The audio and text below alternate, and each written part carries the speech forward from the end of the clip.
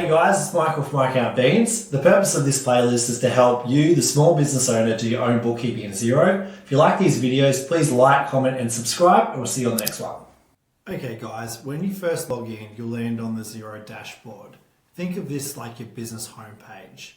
Here's what you'll typically see. On the left, we have our business bank accounts and balances. We also have this reconcile 28 items. That's your reconciliation status. It means there's 28 items that are unreconciled. You also have invoices owed to you, and you have bills you need to pay. There's also shortcuts along the top here to different sections of Xero you will use. We also have account watch list, which is like a series of accounts that you want to watch. And we have business performance graph, which shows you your cash in and out each month. Next, let's talk about using the sublinks. So if you look at the top toolbar here, you can see the different sublinks. For example, if you go to business, you can go down to invoices or bills directly from this sublink. Alternatively, you can use the search bar to find information. So say you want to find something about contacts, transactions, or invoices, the search function is a very good feature to use there. Now we're going to talk about the key features you need to know. First, let's start off with contacts. Go to contacts, all contacts. This is where you'll be able to view or add new contacts. You can also create groups of contacts here. To search a contact, just type their name. To add a new contact, just click on the green new contact. Fill in their details, save and close.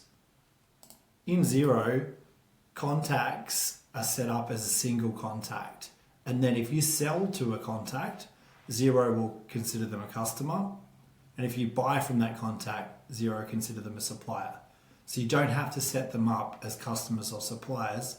Just simply set them up as a contact and Xero will filter them out. Next step, we're going to show you how to get to purchases. So go to business, bills to pay.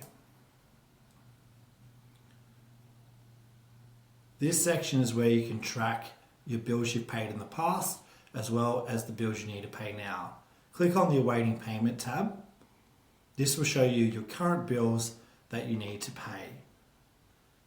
You can upload receipts to any of these bills here, or if you've got apps like Dex connected, it will already have an attachment to the receipt here in Xero. Next, we're going to show you the sales function. Go up to businesses, sales, invoices. From here, you can create, send, and track customer invoices. If you want to create a new invoice, you can just click on this drop down, click new invoice. If it's a reoccurring invoice, you can set up as a repeat invoice. If you need to create a credit, you can do that, all from this one screen.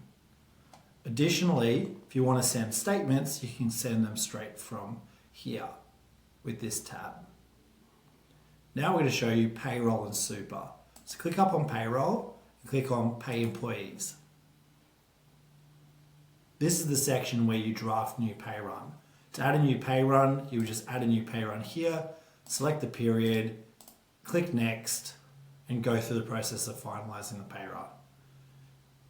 Now I'm going to show you how to get to the super section. Click on payroll, click on superannuation. Auto super is not set up for this client, but if you did have automatic super set up, this would appear here in this screen.